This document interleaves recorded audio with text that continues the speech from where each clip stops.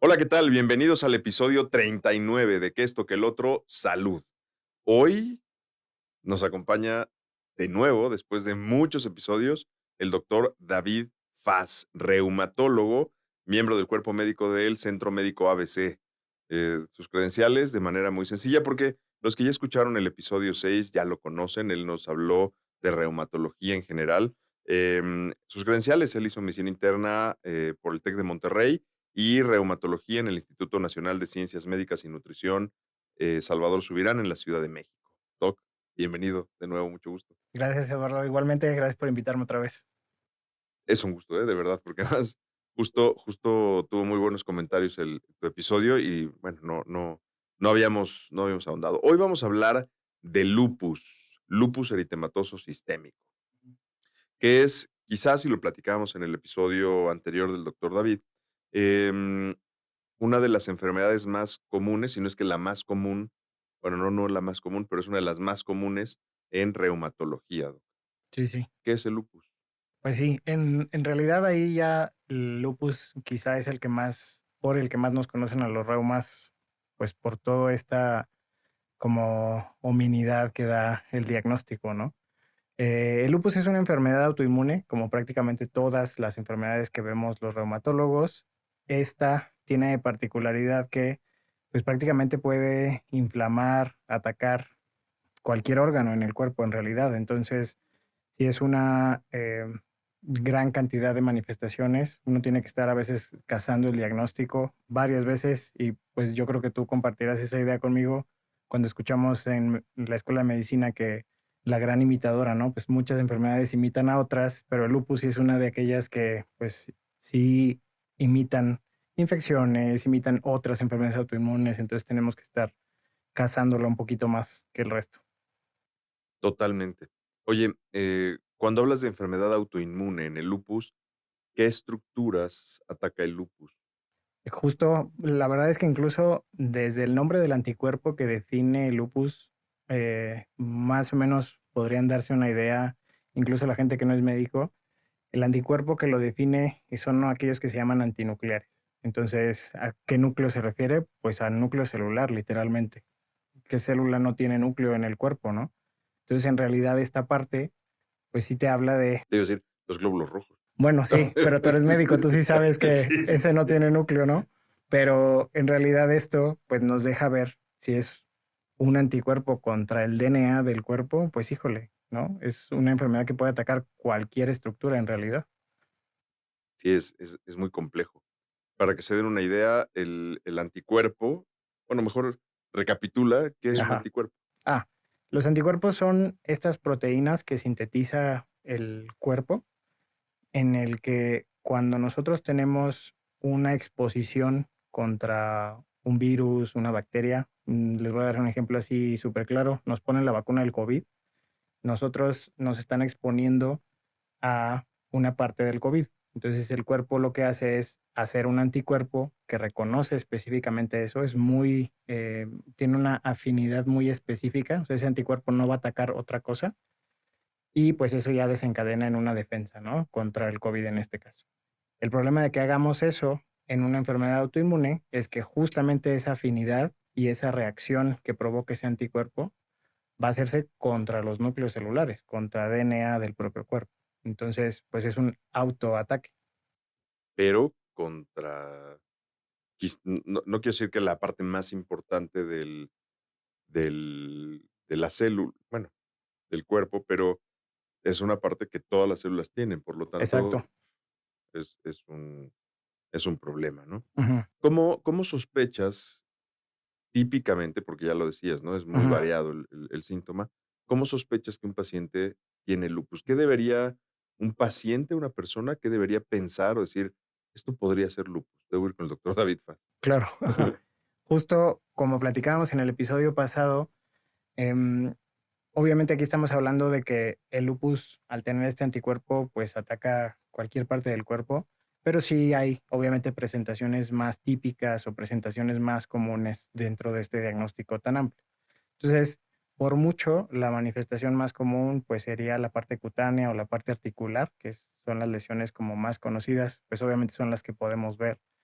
O sea, la Entonces, piel y las la articulaciones. piel y las articulaciones. Entonces, esta parte, por ejemplo, si empezamos a tener lesioncitas rojas, a lo mejor ya la parte de comezón o no puede ser distinto, pero que nos estén saliendo en la cara, que nos pongamos rojos muy fácil con el sol, pero un rojo significativo, ¿no? Porque pues obviamente si nos vamos a solear a la playa un rato, pues cualquiera se va a quemar un poco, ¿no? Pero que sea así saliendo aquí en la ciudad o donde ustedes estén, que yo no me puedo ni asolear porque me pongo rojo muy fácil, o si esas lesiones no se quitan después de un rato, pues esas son lesiones que llaman la atención. Ya si en específico les toca tener esta lesión que es en la cara, que le llaman eritema malar, que prácticamente es uno de distribución en donde tenemos los pómulos en el rostro, esa es una lesión ya muy específica, ¿no? Y también, como platicábamos en el capítulo pasado, si estamos teniendo dolores articulares en la mañana, tenemos rigidez en la mañana, ahí están más amplias las posibilidades. Eso a final de cuentas pudiera ser otro tipo de artritis, pero el lupus es capaz de hacer artritis. Entonces sí sería otra manifestación a buscar, ¿no? Este quizás es uno de los retos más grandes que enfrentan o enfrentamos los médicos en general, pero que cae en el canal de los reumatólogos.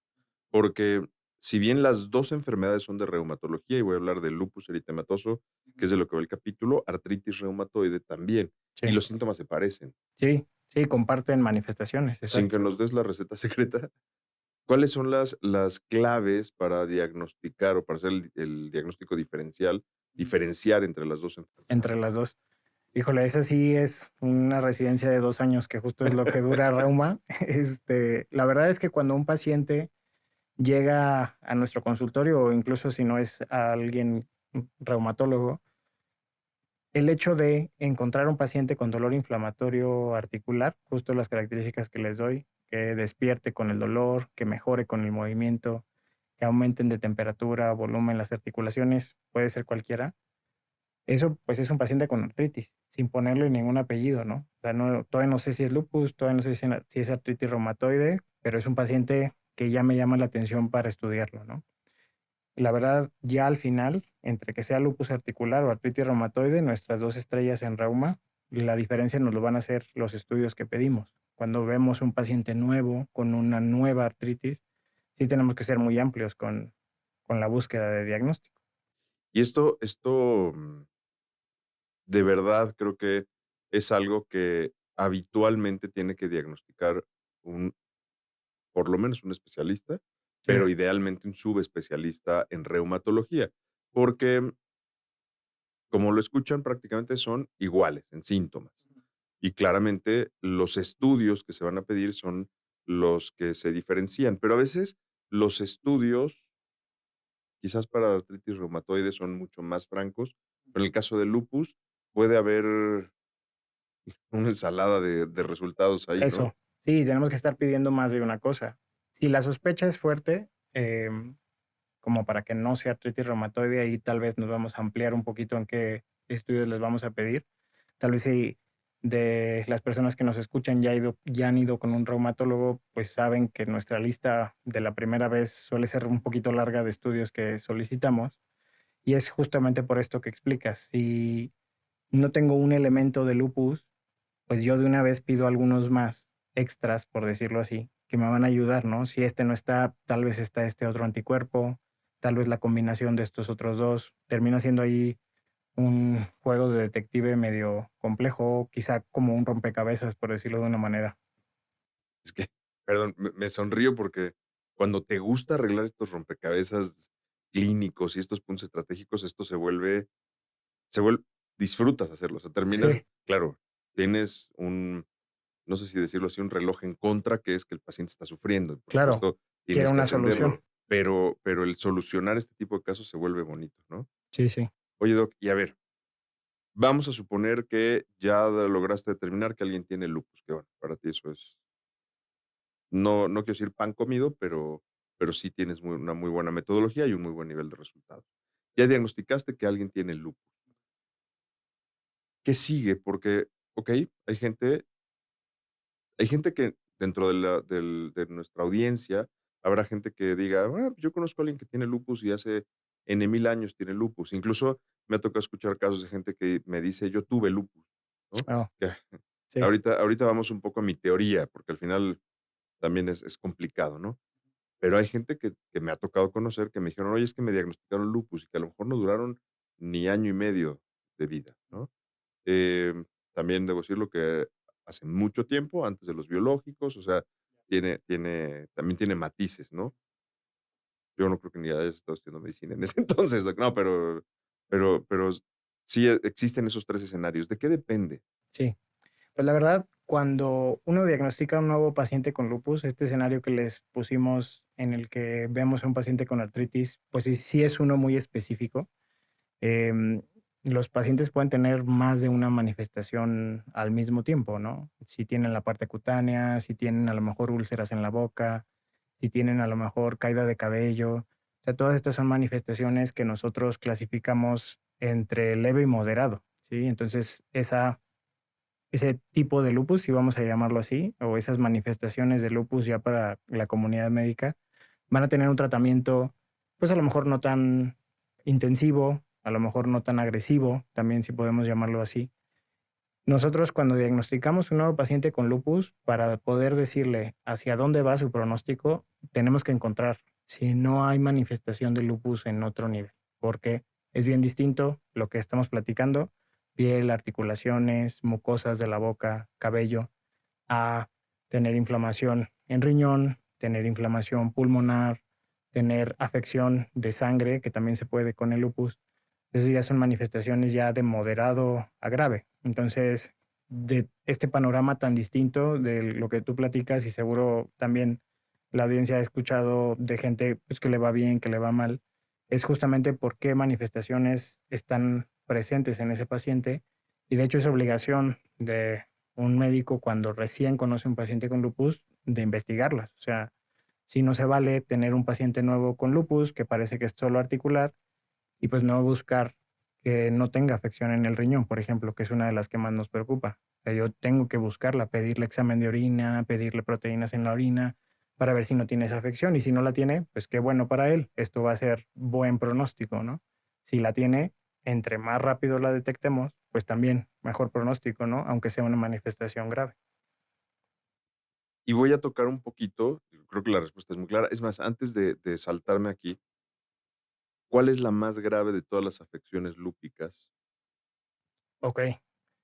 Ahí sí me pondrías a pensar, porque depende de incluso dentro de una misma manifestación. O sea, es bien distinto un paciente que tenga nefritis lúpica, que así se llama la afección del riñón, y que solo tenga, solo, entre comillas, proteínas en la orina, a tener uno que tiene proteínas, tiene sangre, tiene hipertensión. Esos son escenarios bien distintos.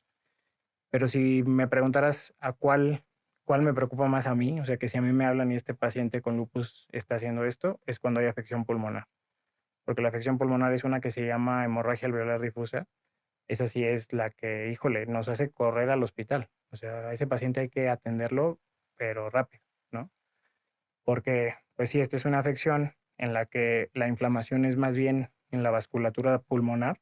Entonces, en esta tenemos una lesión por inflamación, pues se llama Perdóname, te voy a interrumpir. La de vasculatura se refiere a venas y perdón. arterias, Sí, ¿no? En los pulmones. sí, entonces justamente en las arterias que dan irrigación al pulmón hay una inflamación y esto puede provocar lesión de la arteria y un sangrado hacia pulmón. Entonces sí es pues una afección a la que le tememos los reumatólogos. No hay pocas urgencias en reumatología, esa sería una de ellas.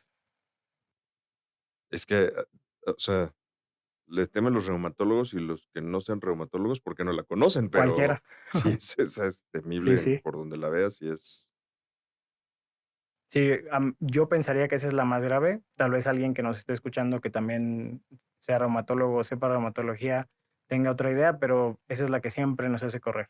a ver, una de las ventajas del podcast es que hablamos de opinión, de criterios, de experiencia. En medicina, además, no hay absolutos, aunque haya guías, la realidad es que no hay absolutos, o sea, Claro. porque justo los criterios de los diferentes profesionales juegan mucho. Oye, y entonces ahora sí me voy a ir a este escenario en donde eh, cuando la gente viene conmigo que no son casos aislados. O sea, vienen de pronto diferentes personas que me dicen, es que yo tuve lupus o yo tuve esta enfermedad. Por supuesto, cuando yo lo empecé a escuchar hice la misma cara que tú de, ah, caray, ¿no? Porque hoy sabemos que el lupus no se cura, ¿correcto? Sí, no. Bueno, lo podemos controlar, lo podemos llevar a muy buena remisión, pero no se cura. Y sin embargo, yo sí he visto gente, no voy a decir que curada, o sea, trato de ser de tener un pensamiento muy científico al respecto, en donde viene alguien y me dice, oye, em, yo tuve lupus, ¿no? A mí me diagnosticaron lupus y hoy estoy muy bien. Independientemente de que haya seguido o no algún tratamiento, son pacientes que en los estudios que yo veo, sí digo, bueno, sí, o sea, no hay datos Están bien, de una enfermedad, están bien. Y entonces, en mi cabeza es claramente un pensamiento común el decir, hubo un mal diagnóstico. O sea, hay alguien que le dijo a un paciente que tenía lupus y que no lo tenía, pero, y es un tema que platicamos un poco con la doctora Bárbara en el capítulo de endocrinología, hace unos capítulos, en donde decíamos, ok, una persona puede tener elevados los anticuerpos antinucleares que se utilizan sin tener ningún síntoma. Y eso no lo hace un paciente con lupus, ¿correcto? sí, ¿De qué depende? ¿Por qué alguien puede tener elevados y este punto es todavía lo vuelve más complejo, o sea, vuelve el tema este más turbio, porque ¿qué hace que tengas elevación de anticuerpos antinucleares, que son los anticuerpos que se elevan en el lupus, en un paciente que no tiene síntomas y que tú digas, no tenías lupus? claro. Pues fíjate que ahí tocas varios puntos muy interesantes porque cuando un paciente, porque a mí también me ha tocado pacientes que me digan que tuvo, que se curaron, diferentes cosas, ¿no? Como tú comparto, una posibilidad es que pues haya sido un mal diagnóstico, ¿no?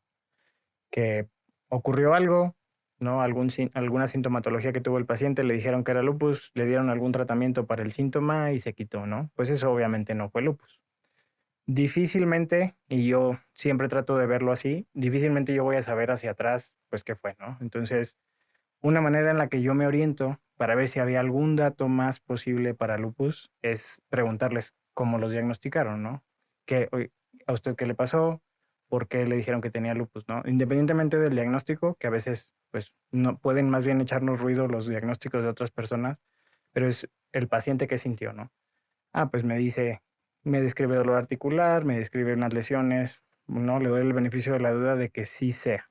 Entonces, una posibilidad es que entró en remisión, que también creo que platicamos un poquito de la remisión en el capítulo pasado, que remisión en sí significa que una enfermedad inflamatoria está apagada, controlada, dormida, pero no curada, Latente. latente. O sea, está siempre con el potencial de reactivarse, pero al menos en este momento está apagada, el paciente está sin tratamiento, ¿no?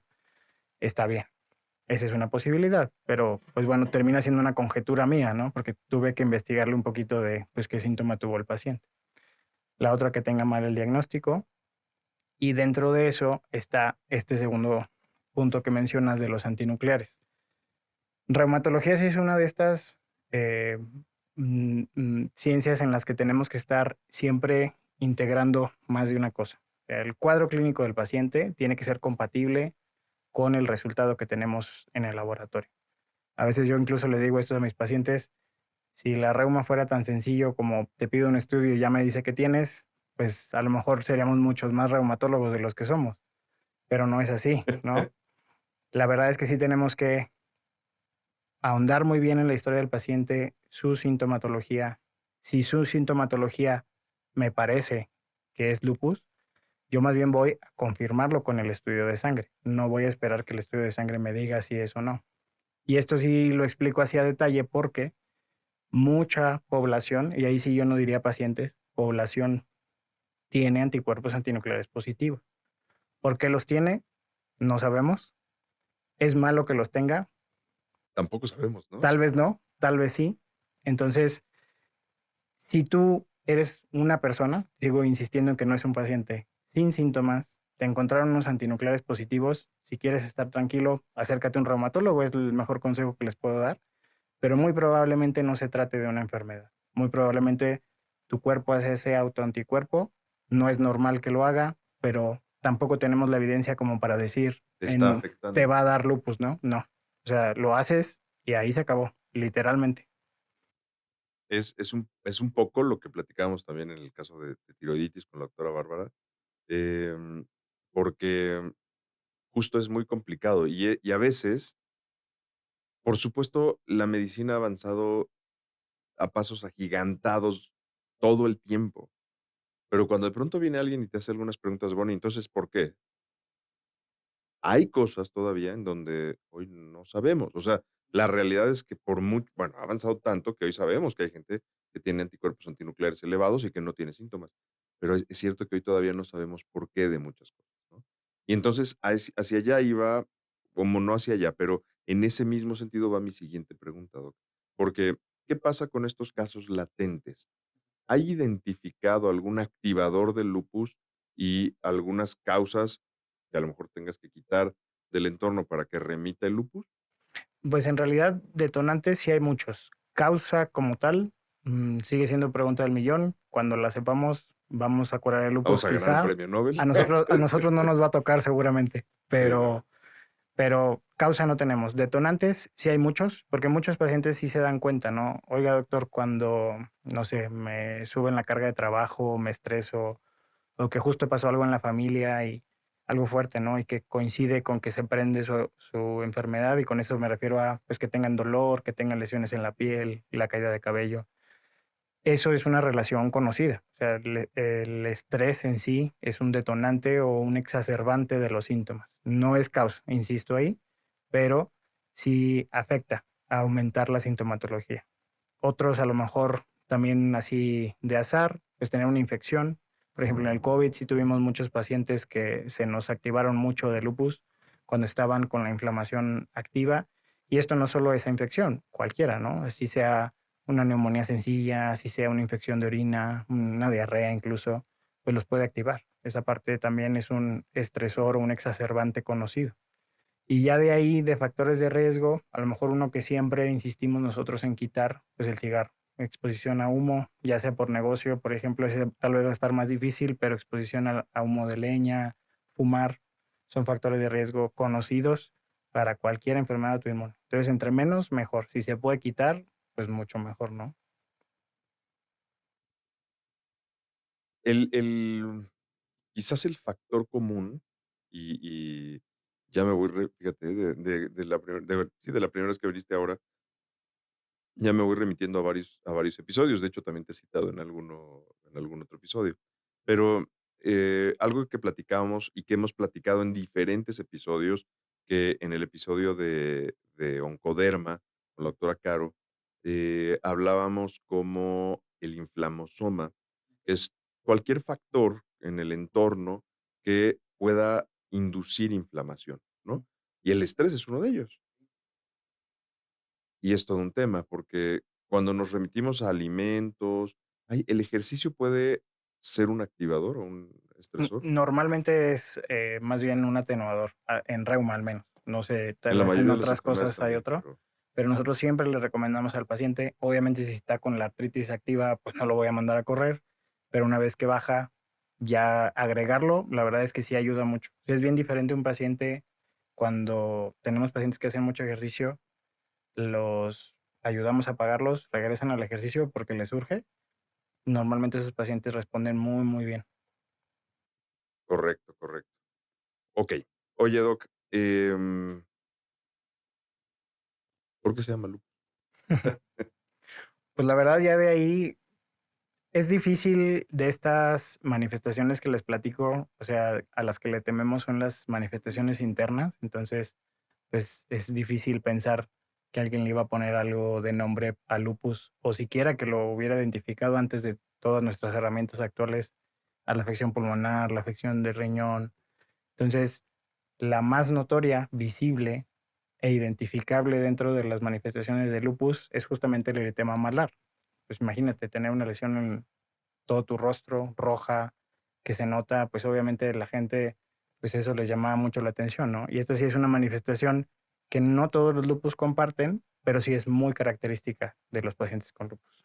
Entonces, justamente esta es la manifestación que, pues algún médico, no sé si por ahí medieval o tal vez más reciente, porque no sé el nombre, lo asemejaba a una mordida de lobo. Entonces, pues literalmente, de ahí es mordida de lobo a lupus, que es la raíz latina, ¿no? Yo me imagino que la mordida de un lobo pues, te debe arrancar un pedazo, ¿no? Pero, está muy bien. Quién sabe cómo habrán hecho. No había muchos animales en esa época. No, está bien, está bien. Pero en medicina hay mucho ese contexto, ¿no?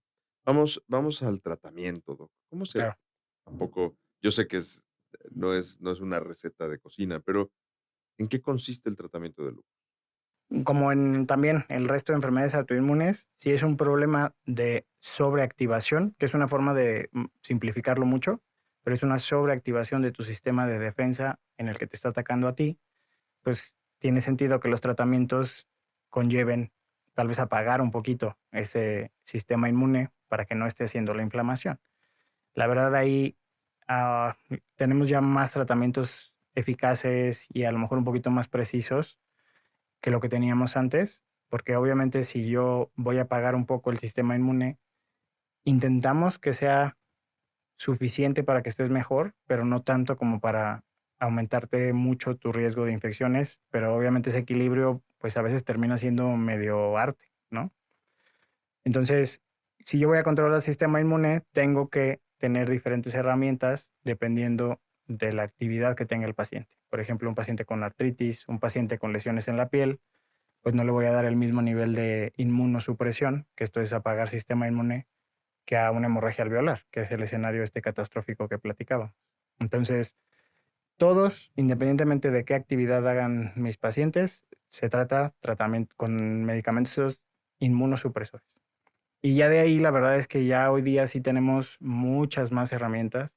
O sea, todavía para las manifestaciones de piel, artritis, seguimos usando metrotexate, que es un medicamento pero conocidísimo. Antes se usaba como un quimioterapéutico, ahora se usa mucho menos, lo terminamos usando más los reumatólogos. Tiene un efecto inmunomodulador, inmunosupresor, controla muy bien las partes articulares, la piel.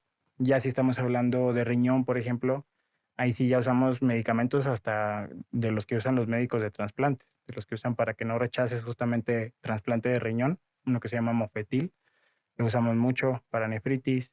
Hay otra cosa que se llama ciclofosfamida, ese también es un quimioterapéutico que tiene efecto inmunosupresor, también para nefritis, también para hemorragia alveolar. O sea, aquí ya estamos hablando de inmunosupresores fuertes. Y ya ahora se han ido agregando biológicos, que ya son medicamentos que diferente a los previos, en los que como que imagínense así como una bomba, una bazooka que ataca diferentes puntos del sistema inmune y pues en suma me da una mejoría de la actividad. Estos ya son como muy precisos, ¿no? Ya es así, una bala, van, bloquean una sustancia que nosotros ya sabemos por investigaciones de antes que está muy prendida en el lupus, muy activa en el lupus, y al bloquear esa sustancia, pues mejora la inflamación, ¿no? Esto sí ya es bien distinto a lo que tenían, pues incluso hace 10 años para el lupus, ¿no? Sí, sí, reuma, sobre todo con los biológicos, ha avanzado Bastante. muchísimo, maravilloso. Qué bueno, lo platicábamos hace muchos episodios, Sí, pero sí. pero sí, sí, reuma en eso ha mejorado muchísimo. Y lo dices muy bien, porque además, fíjense, esto como dato cultural, para poder liberar ¿cuánto tiempo debes ubicar alguno de los protocolos para liberar un biológico que salga a mercado, que lo pueda utilizar la gente? ¿Cuánto tiempo de investigación tuvo que pasar para que eso sucediera? No, pues seguramente al menos unos 10 años, y eso al menos. Barato. Al Sí, sí, menos, o ¿sí? sea, Sí, porque justamente hay uno nuevo en el que bloqueamos una sustancia que se llama interferón. Híjole, yo me acuerdo cuando yo era pasante en el servicio social, yo hice mi servicio social también en Reuma y estaban ahí hablando de la firma del interferón y que se encontraba que tiene mucha actividad en el lupus.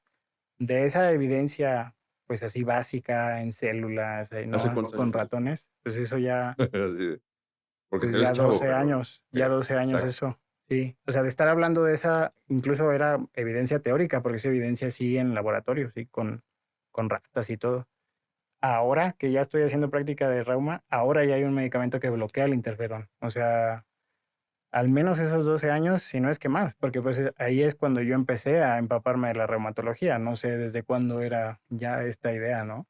No, además imagínense, para la gente que nos escucha, imagínense que salen como si fueran, ahora que están las olimpiadas, ¿no? Salen N cantidad de corredores, que son N cantidad de ideas, protocolos, y entonces empiezan a trabajar, a invertir en sus Sí, protocolos, estudios, y hay muchos, muchísimos que se van quedando en el camino, eso, que no pegó, no dio el sí, resultado, fue tóxico, sí, un efecto adverso que no, pues incompatible, ¿no? Con el tratamiento, lo que sea, y se van quedando. Sí, son inversiones millonarios. grandes, Sí, sí, sí, sí. sí, Bueno, muy bien, a ver, por lo demás, y esta parte también creo que es muy relevante en este momento, el lupus puede llegar a manejarse, no quiero decir como cáncer, pero con medicamentos que habitualmente se utilizan para cáncer. ¿Esto qué significa? Que son tratamientos que además del costo pueden tener complicaciones, pero a diferencia de la mayoría de los tratamientos para cáncer, que en general van a tener dos desenlaces, uno de ellos es la cura, la otra no, pero en el lupus no se cura. Y afortunadamente, si se controla, que es lo más común, el paciente va a durar un montón de tiempo más años. con ese tratamiento. Sí, sí. Bueno, lo que se vaya viniendo nuevo, pero en general con ese tratamiento. ¿Qué complicaciones dan los tratamientos? No hablemos, no quiero atacar o poner foco en Precisos, alguno, ajá, pero ¿qué complicaciones dan los tratamientos reumatológicos no biológicos? claro. Pues ya ahí en realidad es, si yo les estoy proponiendo un tratamiento que va a bajar un poquito la actividad de tu sistema inmune, por más fino que quiera ser el tratamiento, va a pagar también partes necesarias del sistema inmune. Entonces sí hay cierto riesgo un poquito más alto de tener infecciones. Infecciones que a lo mejor no serían un problema en un sistema inmune sano, pero en un sistema inmune que aparte de tener lupus le estoy dando medicamento, pues sí pueden ser un problema, ¿no? Entonces, en realidad son las infecciones a las que les tememos. Si hay una infección, y eso se le dice muy bien a los pacientes cuando les vamos a iniciar estos medicamentos, es avísame rápido, ¿no? O sea, tienes algún síntoma de infección, oye, que te van a dar un antibiótico, ok, que te lo dé tu médico, tu infectólogo, tu médico de cabecera, tu internista, pero si acaso ves que no estás mejorando, avísame y a tu médico también, ¿no? O sea, esto es algo que sí tenemos que estar persiguiendo, porque las infecciones en un paciente inmunosuprimido, pues eso es lo que a lo que le tememos. Oye, ¿y los biológicos qué complicaciones pueden dar? Ya de ahí sí son, ahí sí tendríamos que ser precisos como para ir nombrando cada uno, porque sí hay unos que, por ejemplo, pueden bajar la cantidad de plaquetas, hay unos que pues hacen reacción alérgica, eso tampoco lo podemos predecir. En realidad son medicamentos pues mucho, muy seguros. Los tratamientos hoy día, la verdad, para pasar los procesos de investigación, estos que platicábamos ahorita, los comités de ética son mucho, muy estrictos, ¿no? Entonces, los pacientes cuando los sometieron a esos protocolos, a fuerza tenían que tener el tratamiento estándar de base, o sea, nadie se puede quedar sin tratamiento. Entonces, agregar estos tratamientos a mezclas de medicamentos, pues también esas interacciones pueden traer algún detalle, ¿no? Que si se elevan las enzimas del hígado, que si no le cae bien al estómago, pues diferentes cosas, ¿no? Entonces ahí en realidad yo lo que les diría, les van a proponer un medicamento biológico, pueden investigar si quieren en internet, luego a veces se asustan un poquito más los pacientes, pero se trata de no desahogar, o más bien no quedarse con dudas de esa investigación, ¿no? Si tú tienes algún síntoma que te preocupe, algún efecto adverso que te preocupe, desahoga todas las posibilidades. O sea, pregúntale a tu médico otra vez, pregúntale a otro médico si necesitas, porque pues en realidad son la mayoría efectos adversos poco comunes. Yo invitaría a la gente, porque te habrá tocado también, gente que lee muchísimo sobre los medicamentos. Entonces, tú le recetas una aspirina y vienen contigo, no, doctor, yo no voy a tomar eso porque leen toda la serie de efectos adversos que podría tener, que no identifican normalmente, que son muy remotos o muy poco probables. Y bueno, olvídense, ¿no? La gente te Sí, rechaza los tratamientos, o sea, se vuelve todo un tema, ¿no? Y les diría, pregunten, confíen en sus médicos, porque los laboratorios normalmente, y esto también es muy relevante, sobre todo para prácticas legales fuera de México. En México también cuentan, pero las condiciones son, creo que mucho más racionales en nuestro país.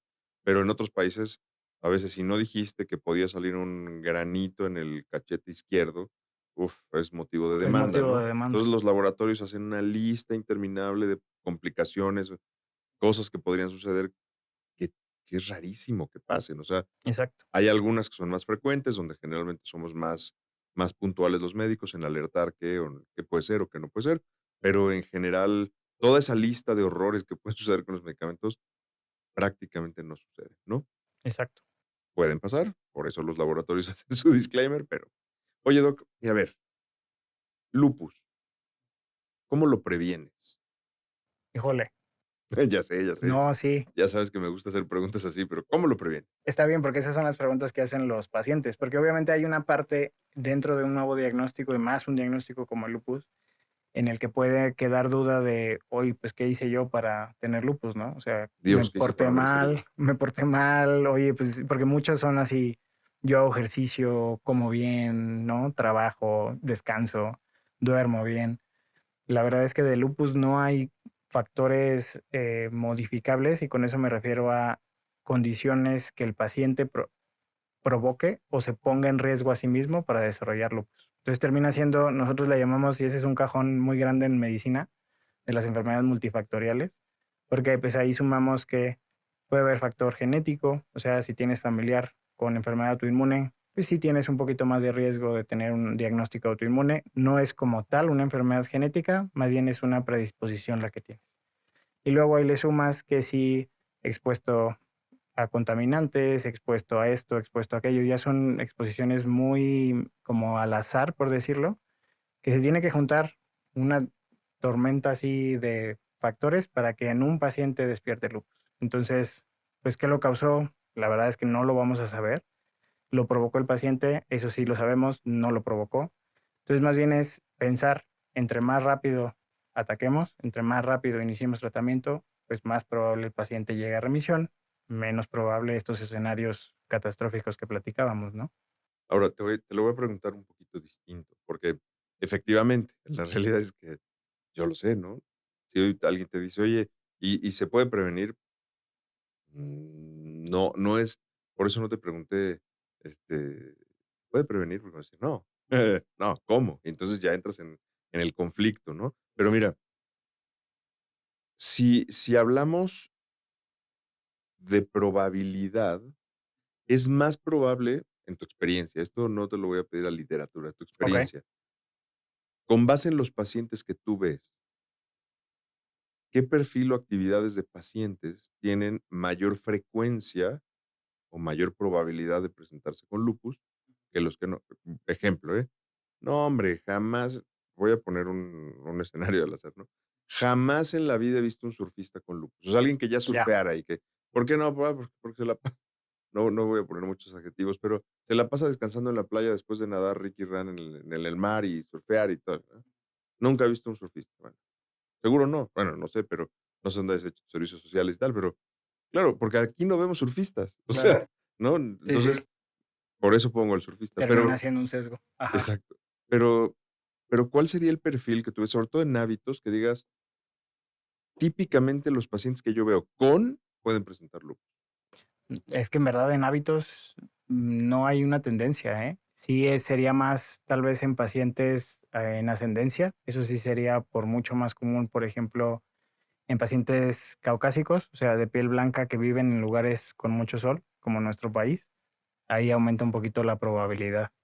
Em, ¿Qué otra cosa hemos visto? También ya si son poblaciones como muy específicas, etnias muy específicas, judíos, a lo mejor un poquito los que viven en Medio Oriente, a lo mejor un poquito justo los caucásicos que viven en Australia. Son poblaciones bien específicas que tienen mucha más incidencia de estas enfermedades. Pero aquí en México, pues la verdad es que de una profesión o de un oficio que me haya tocado más pacientes, no hay uno. Esta pregunta también es mañosa, aunque sí te fuiste a la literatura, ¿no? Ah, Pero bueno, perdón. no, está bien, No está bien. puedo. Sí, ya sé, ya sé. Porque además esta subespecialidad en Sí, específico es muy bibliográfica, es muy de datos, entonces no es raro. Pero lo que sí es muy difícil es tratar de identificar esos patrones. Ustedes no se lo imaginan, pero el perfil de un reumatólogo es así como un seek and destroy para encontrar factores comunes que además puedan agrupar, ¿no? Eh, y por eso un poco la pregunta, porque de pronto a lo mejor sí lo ubicabas, pero la realidad es que no, la realidad es que hoy vemos pacientes de cualquier perfil con cualquier enfermedad autoinmune, ¿no? Eso. Em, Claramente el lupus, que es la que estamos viendo, es una de las más relevantes.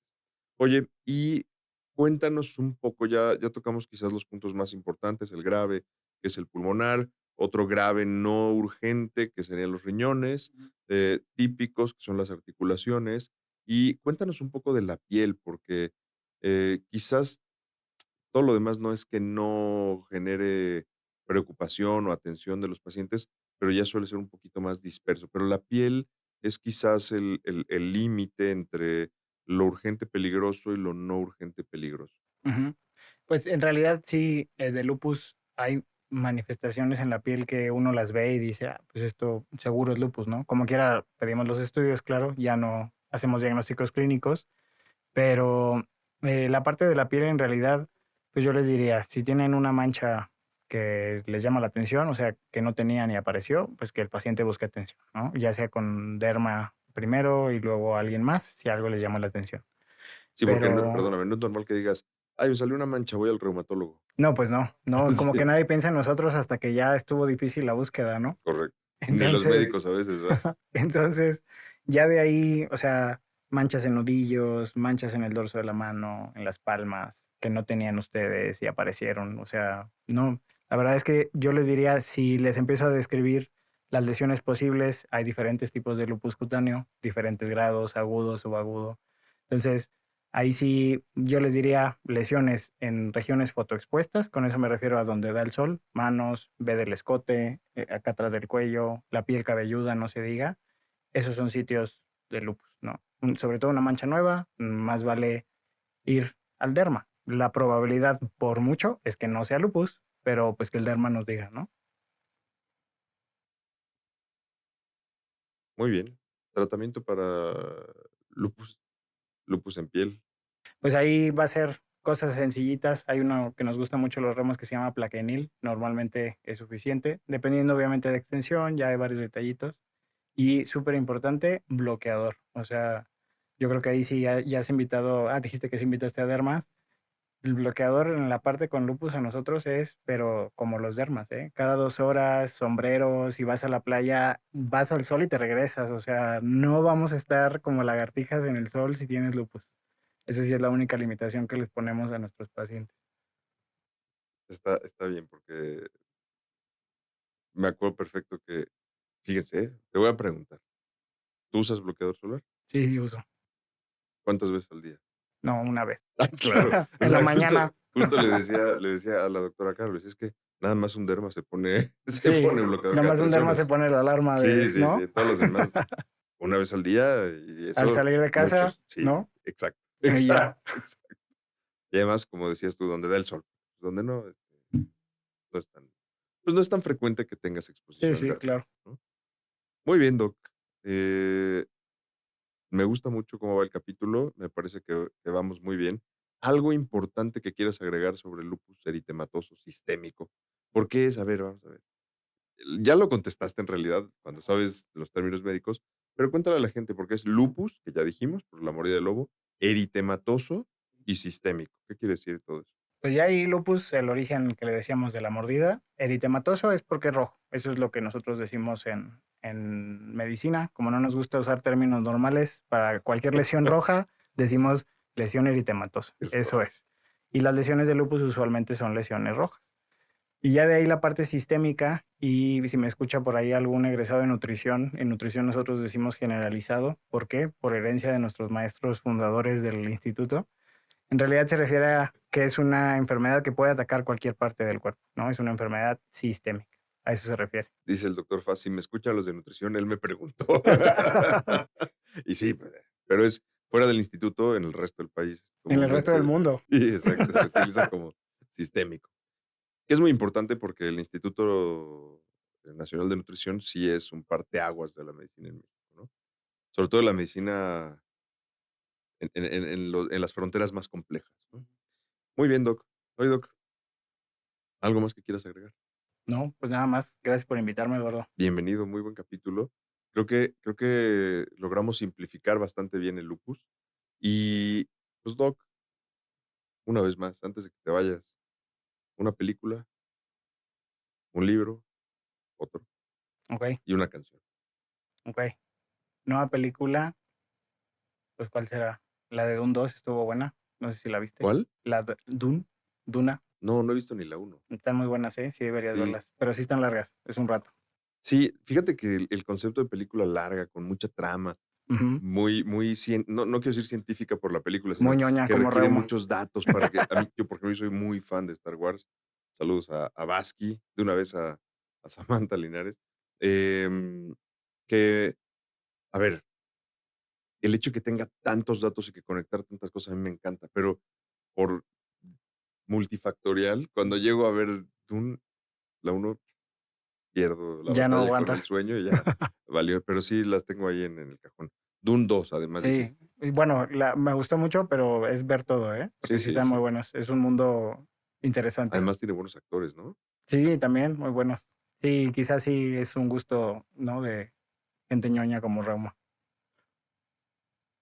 Pues sí, tengo un ¿Eh? lado ñoño, ¿eh?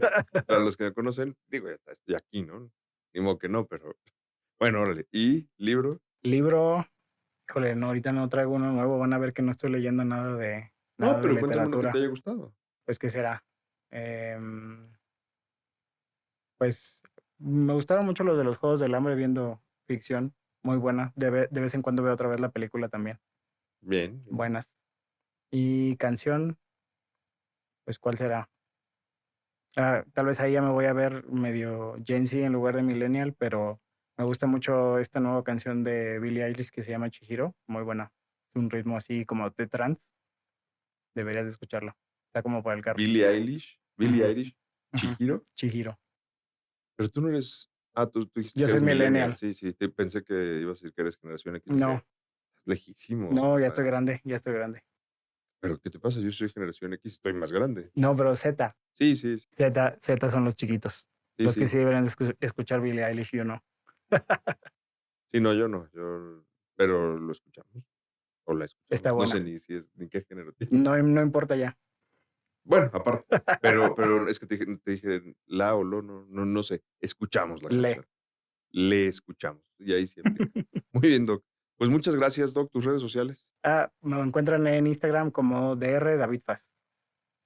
Nada más en Instagram. Sí, no tengo más. Muy bien. Y en el Centro Médico ABC en la Ciudad de México. Ujú. Yo soy Eduardo Martínez, el Doc, y este fue el capítulo 39, ya 39 de que esto que el otro. Salud.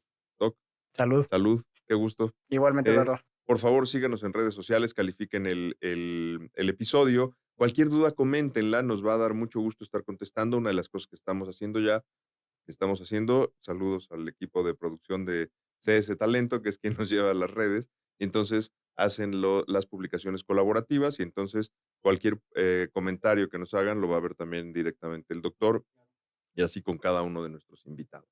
Eh, Síganos y muchas gracias a todos. Nos vemos o nos escuchamos en el próximo episodio.